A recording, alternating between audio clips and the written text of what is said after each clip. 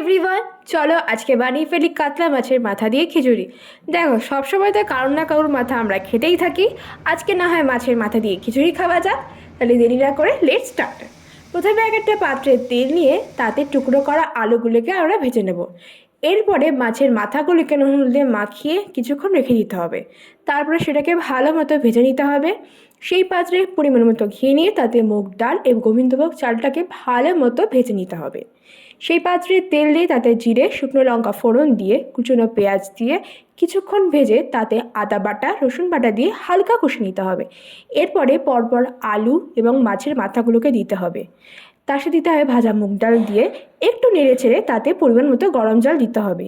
কিছুক্ষণ ফোটার পর আমাদের ভাজা চালটাও দিয়ে দিতে হবে।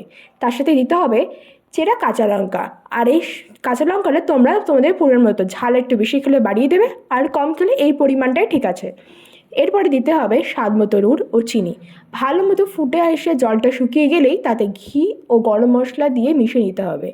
রেডি হয়ে গেলে আমাদের মাছের মাথা দিয়ে খিচুড়ি। ভালো লাগলে লাইক, শেয়ার অ্যান্ড সাবস্ক্রাইব।